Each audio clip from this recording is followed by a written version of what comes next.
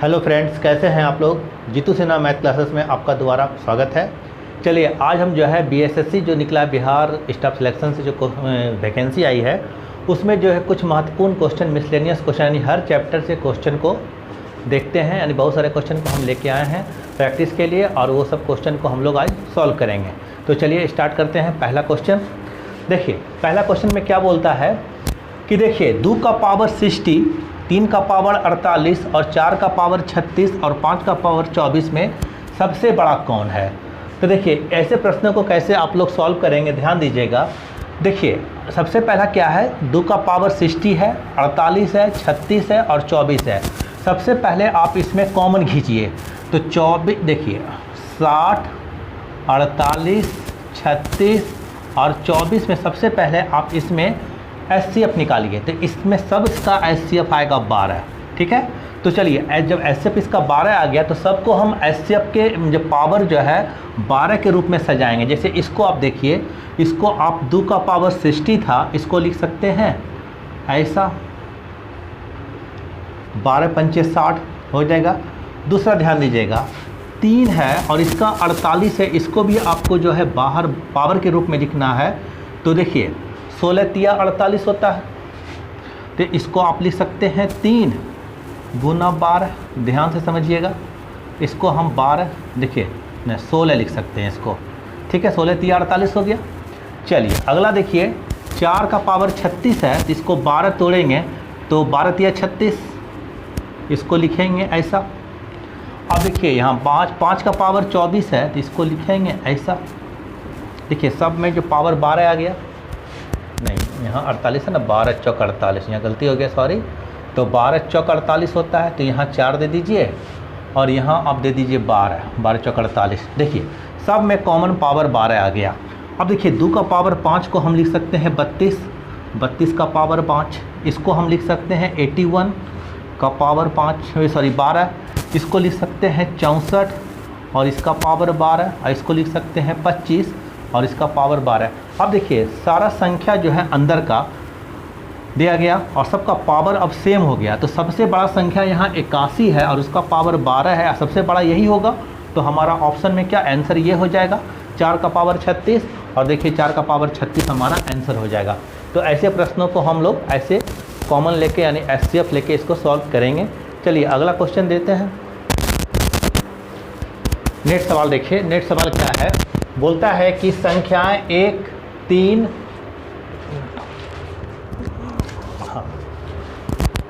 हाँ क्या बोलता है, संख्या 1, 3, 5 ... 25 को गुना किया जाए। यानी आपको ऐसे इसको करना है, जैसे 1 गुना 3 कीजिएगा, फिर 5 कीजिएगा, फिर 7, यानी सारा ऑड नंबर का गुना है, फिर 9 होगा, करते करते आपको 25 तक जाना है, ठीक है। तो जब सबको आपस में गुना कर देंगे तो अंत में यानी दाईं ओर कितना शून्य आएगा। जैसे मान लीजिए आप लिखते हैं ऐसा लिखते हैं, तो ये अंत में कितना शून्य आएगा गुना करने पर, ठीक है। तो देखिए पहला बात है कि कभी भी जो है ऑड और ऑड का गुणनफल में शून्य नहीं आएगा। जब भी ऑड का गुणनफल होगा और इवन का गुणनफल होगा तभी शून्य आएगा, ठीक है। जैसे 5 गुना 2 करेंगे तो 10 आएगा, ठीक है। 7 गुना मान लीजिए ऐसा करते हैं, ले लेते हैं, मान लीजिए 5 गुना 4 ले लीजिए तो भी आएगा शून्य। तो कभी भी ऑड का जो है ऑड में आपस में गुणनफल में एक भी शून्य नहीं आएगा। इसको गुना कीजिएगा तो 3, फिर 15, फिर 15 को 7 से कीजिएगा, फिर 9 से कीजिएगा, तो कितना भी 25 तक इसको गुना कीजिएगा तो एक भी शून्य नहीं आएगा। तो उसमें बोलता है कितने शून्य आएंगे, तो 0। क्लियर है। चलिए अगला क्वेश्चन देखते हैं। चलिए नेक्स्ट क्वेश्चन क्या हमारा, बोलता है कि देखिए बोलता है 5 के 3, 4, 6, 7 एक नंबर है, 11 से पूर्णतः विभाजित है, तो k का मान ज्ञात करें। अब देखिए ध्यान से समझिएगा, 3, 4, 6, 7, ठीक है। यहाँ k का मान क्या रखें, जो ये संख्या जो है पूरी 11 से क्या हो जाए, डिवाइड हो जाए, ठीक है, यानी विभाजित हो जाए। तो 11 से कटने का क्या नियम है कि आप जो है देखिए इधर से ध्यान दीजिएगा, ये इधर से अगर हम चलेंगे तो ये 1 नंबर पर आएगा, 2 नंबर पर आएगा, 3 पर, 4 पर, 5 पर, 6 पर आएगा, ठीक है। तो इसमें क्या होता है कि सम संख्याओं का योग, देखिए सम यहाँ कहाँ से लेंगे, इसको लेंगे, 2 लेंगे, फिर 4 लेंगे, फिर 6 लेंगे, विषम क्या लेंगे 7, फिर इसको लेंगे, फिर इसको लेंगे। तो सम संख्या और माइनस विषम संख्याओं का अंतर अगर 0 आ जाए तो वैसी संख्या 11 से कट जाएगी। तो देखिए इसका अगर सम लेंगे तो ये 6, इसके बाद 3, उसके बाद 5 ले लिए, माइनस, ठीक है, उसके बाद विषम संख्या यानी 7, उसके बाद 4, उसके बाद के ले लेंगे, रिजल्ट 0 हो जाए तो ये 11 से पूर्णतः विभाजित होगी। तो इसको आप जोड़िए तो 6 3 9 और 9 5 कितना हो गया 14, ठीक है। 7 4 11 और 11 में के जोड़ना है, यानी के का मान हम ऐसा क्या रखें जो 14 पुर जाए। तो के का मान अगर हम 3 रखते हैं तो ये 14 पुर जाएगा और 14 में से फिर 14 जाएगा तो रिजल्ट 0 हो जाएगा, यानी के यहाँ हम लोग रखे 3। तो देखिए ऑप्शन में हमारा 3 है। तो ऐसे प्रश्न को यानी के से विभाज्य के जो नियम होते हैं उस पर हम लोग इस पर ये सवाल बना है। तो चलिए हम आशा करते हैं कि आपको ये सब सवाल समझ में आ रहा होगा। तो चलिए अगला सवाल हम देखते हैं फिर।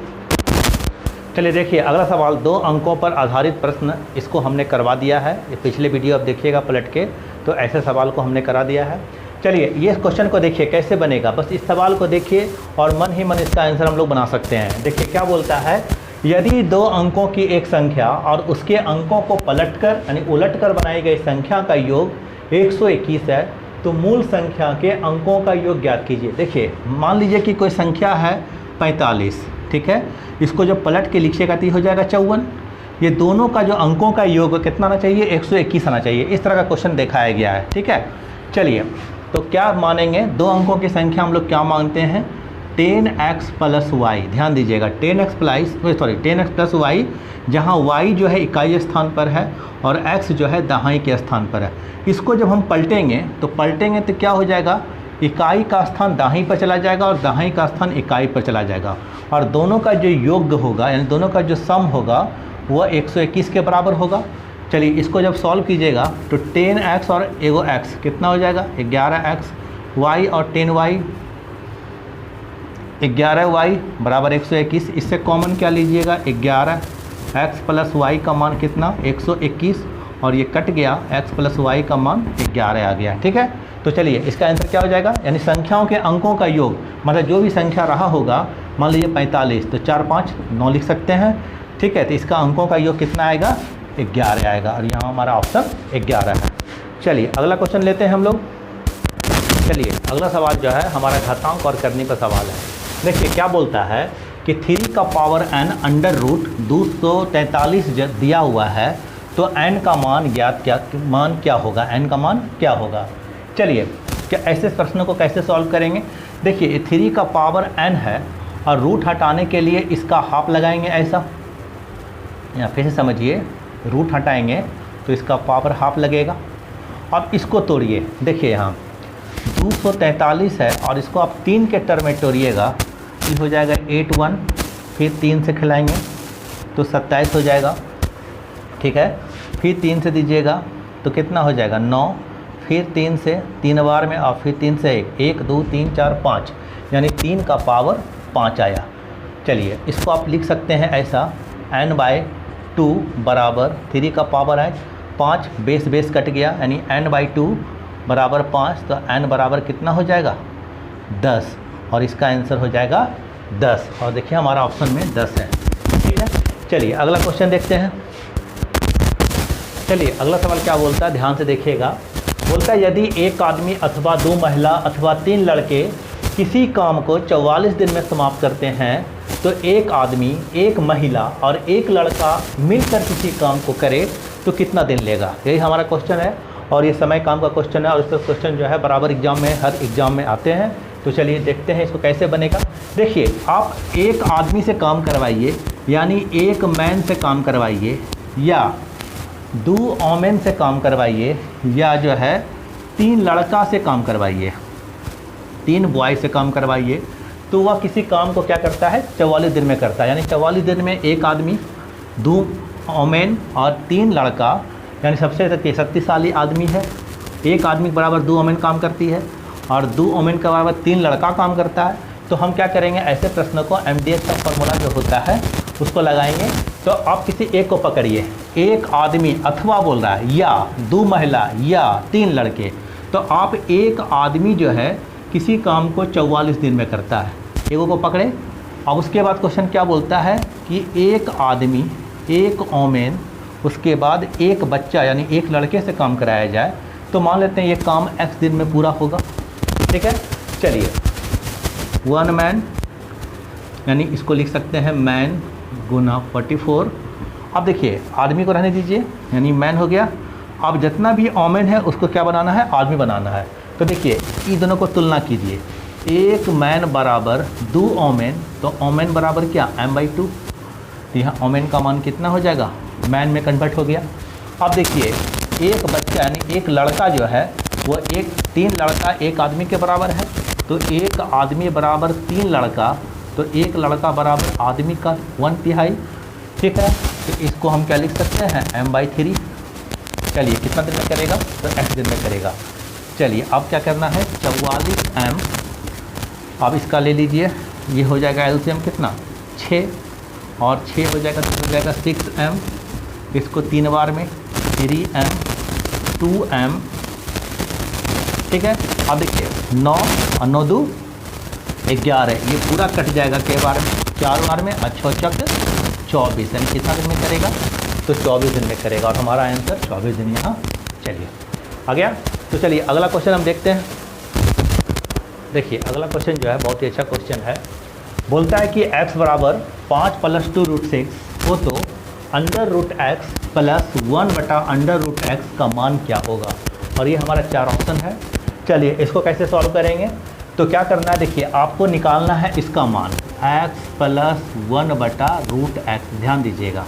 ठीक है, x का मान यहाँ रख देते हैं, इसको 5 + 2√6 प्लस 5 + 2√6 इस पर रूट।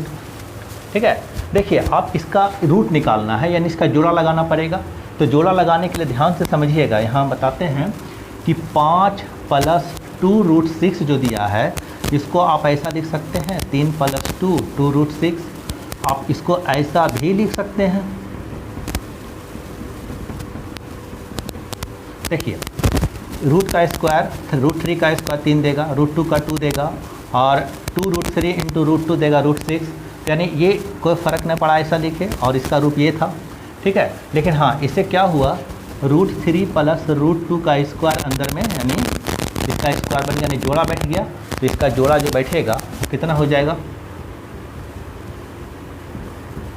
ऐसा हो जाएगा। और प्लस जो हो जाएगा √3 + √2 का जोड़ा ऐसा होगा, इसका एक टर्म बाहर, और इसका कितना हो जाएगा √3 + √2 हो जाएगा।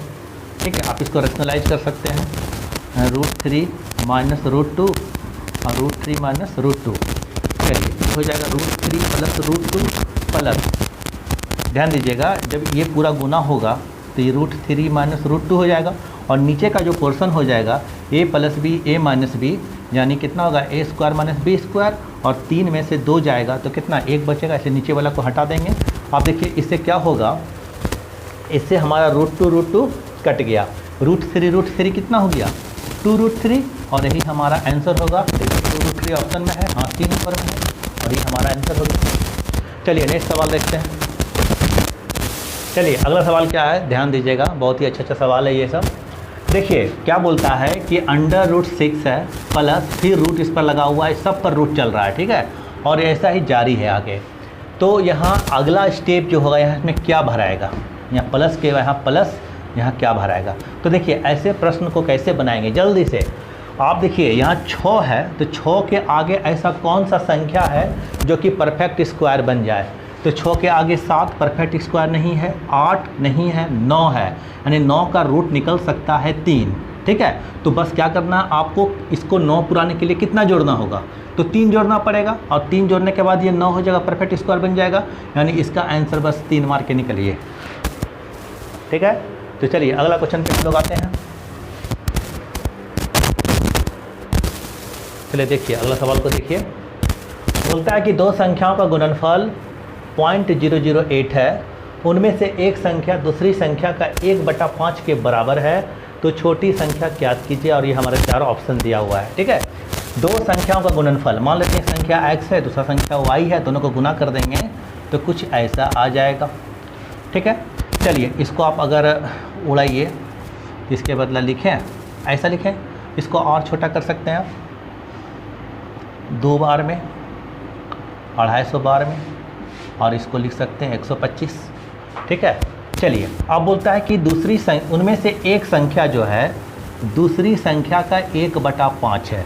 ठीक है, यानी एक संख्या जो दूसरी संख्या 1/5 है, तो यहाँ x का मान यहाँ पुट कर दें y के टर्म में, तो हो जाएगा y/5। अब पहले से एगो y है 1/25।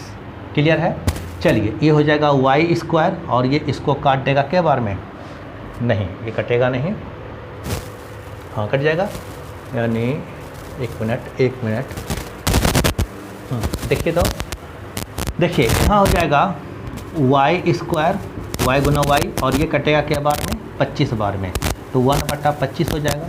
खाली y का मान निकालिएगा तो 1 कितना हो जाएगा, 1/25 बार में कट गया तो 1/5 हो गया। ठीक है, 1/5 जब हो गया, रुकिए कहीं मिस्टेक हो रहा है, 1 मिनट,